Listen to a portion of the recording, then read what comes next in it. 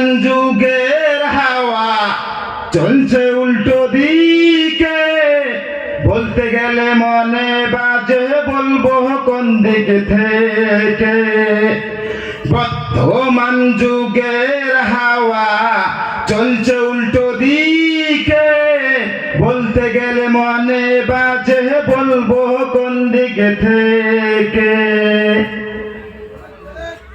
চলবে? বর্তমান যুগের হাওয়া চলছে উল্টো দিকে, বলতে গেলে মনে বাজে বলবো কোন দিক থেকে। মেয়েরা সব প্যান্ট শার্ট, আর মেয়েরা সব প্যান্ট শার্ট, সুষমা লাগায় চোখে। বর্তমান যুগের হাওয়া চলছে উল্টো দিকে, বলতে গেলে মনে বাজে বলবো কোন দিক থেকে।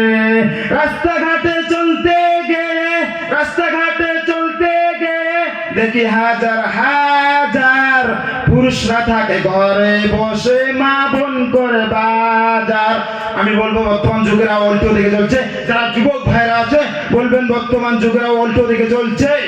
বর্তমান যুগের হাওয়া উল্টো দিকে চলছে, বলতে গেলে মনে বাজে বলবো কোন দিক থেকে। রাস্তাঘাটে চলতে গেলে দেখি হাজার হাজার পুরুষরা থাকে ঘরে বসে, মা বোন করে বাজার। খালি কি বাজার করে? হ্যাঁ, স্ত্রীকে বলে ও গো সোহেল খান্না, আমি গেলাম লোনের কিস্তি দিতে, তুমি করো রান্না। কিস্তি থেকে এসে জানো, কিস্তি থেকে এসে জানো না থাকি ভোকে। বর্তমান যুগের হাওয়া চলছে উল্টো দিকে, বলতে গেলে মনে বাজে বলবো কোন দিক থেকে। ভালো প্যান কেটে কুটে, ভালো প্যান কেটে কুটে লাগায় জোড়া তালি, বউকে নাই না বাইকের পিছে তোলে মডার্ন শালি। ভালো প্যান কেটে কুটে, আর ভালো প্যান কেটে কুটে লাগায় জোড়া তালি, বউকে নাই না বাইকের পিছে তোলে মডার্ন শালি। বউকে আর ভাল লাগে না, আর বউকে আর ভাল লাগে না, তাই শালিকে নিয়ে ঘোরে। বর্তমান যুগের হাওয়া চলছে উল্টো দিকে, বলতে গেলে মনে বাজে বলবো কোন দিক থেকে। কলেজের অবস্থা আরো টাইট। কলেজের গাছতলায় দুইজন ছাত্র ছাত্রী এমন করে ভাব করে যে মনে হয় বিয়ের পাত্র পাত্রী। বিয়ে তো করলেন ওরা, বিয়ে তো করলেন ওরা, প্রেমে পাগল হইছে। বর্তমান যুগের হাওয়া চলছে উল্টো দিকে, বলতে গেলে মনে বাজে বলবো কোন দিক থেকে। আসনা নাই হায়রে বাবরে, মা বোনদের যে পাওয়ার মাথা নষ্ট।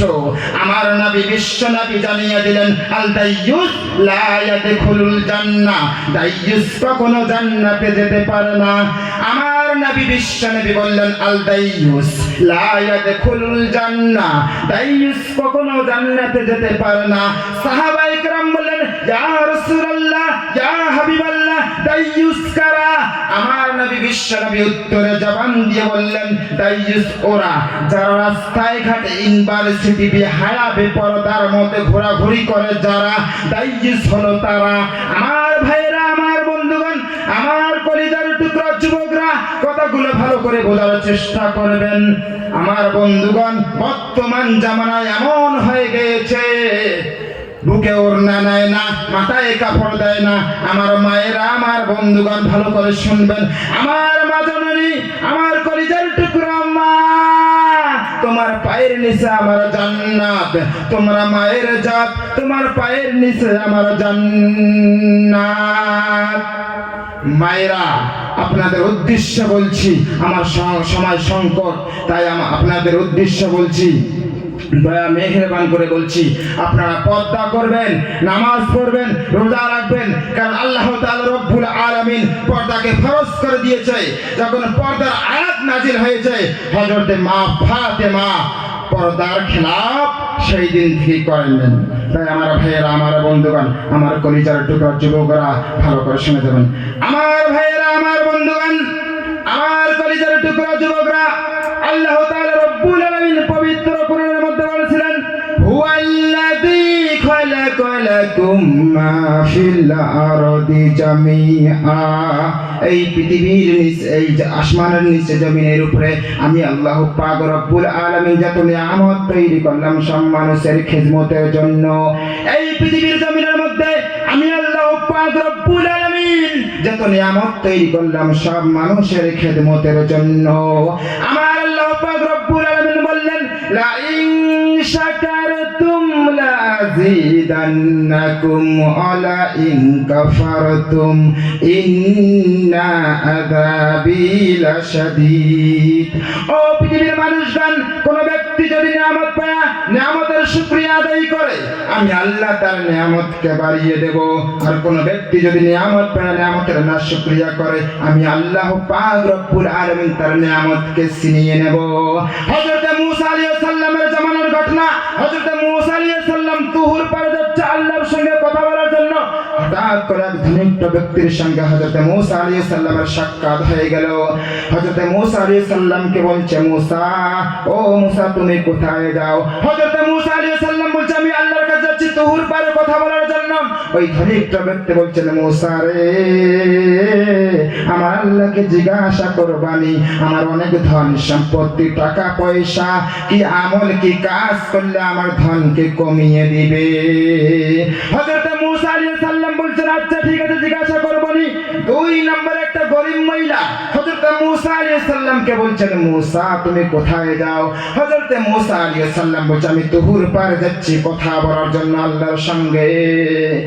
ওই গরীব মহিলাটা বলছে, কোথায় যাও? হযরত মূসা আলাইহিস সালাম বলছে, তুহুর পারে যাচ্ছি কথা বলার জন্য। ওই গরীব মহিলাটা তখন এভাবে বললেন, হযরত মূসা আলাইহিস সালামকে বললেন, আমি গরীব মানুষ, ভালো খেতে পারি না, ভালো পড়তে পারি না, ভালো ইনকাম করতে পারি না, আমার আল্লাহকে জিজ্ঞাসা করবানি কি আমল, কি কাজ করলে আমার ধনকে বাড়িয়ে দিবে? আমার আল্লাহ তাআলা রব্বুল আলামিন আলিমুল গায়ব, সব জানেন, দিলের খবর। আমার আল্লাহ তাআলা রব্বুল আলামিনের কাছে চলে গেলেন। হযরত মূসা আলাইহিস সালাম আল্লাহকে বলেন, ও আল্লাহ তাআলা রব্বুল আলামিন, তোমার এক বান্দা জিজ্ঞাসা করেছে, তার অনেক ধন সম্পত্তি, টাকা পয়সা, মাল, কি আমল, কি কাজ করলে তার ধনকে কমিয়ে দিবেন? আমার আল্লাহ তাআলা রব্বুল আলামিন বলেন, মূসা রে, সেই ব্যক্তিকে বলিয়ে দিও সে যেন আমার যাকাত দেওয়া বন্ধ করে দেয়, আর যেন শুকরিয়া বন্ধ করে দেয়, আমি আল্লাহ তাআলা রব্বুল আলামিন তার ধনগুলো কমিয়ে দেব। ও আল্লাহ তাআলা রব্বুল আলামিন, 2 নম্বরে তোমার একটা বান্দি গরীব মানুষ, ভালো খেতে পারে না, চলতে পারে না, ছেলে মেয়েকে ভালো খাওয়াইতে পারে না, ভালো একটা গাড়ি করতে পারে না, ভালো একটা জায়গা করতে পারে না। ও আল্লাহ তাআলা রব্বুল আলামিন, তোমার বান্দি জিজ্ঞাসা করছে কি কাজ করলে তার ধন গিয়ে বাড়িয়ে যাবে? আমার আল্লাহ পাক রব্বুল আলামিন বলছেন, মূসা রে, ওই বান্দিকে বলে দিও সে যেন আমার শুকরিয়া আদায় করে। আমার ভাইরা, আমার বন্ধুগণ, সময় সংকট, তাই যারা রাস্তায় বাজারে ঘুরতেছেন, আমার হুজুর এসে গেছে, একটু বসে পড়ি। ভাই, সময় সংকট, আমি বলতে পারলাম না। একবার তাকবীর হবে, নারায়ে তাকবীর, নারায়ে তাকবীর। আল কোরআনের আলো, আল হাদিসের আলো, আমার নেতা, তোমার নেতা, বিশ্ব নবী মুস্তাফা, আমার নেতা, তোমার নেতা, নারায়ে তাকবীর। আমার ভাইরা, আমার বন্ধুগণ, কথাবার্তার মধ্যে যদি কোনো ভুল হয়ে যায় মাফ করে দিবেন। আসসালামু আলাইকুম ওয়া রাহমাতুল্লাহি ওয়া বারাকাতুহু।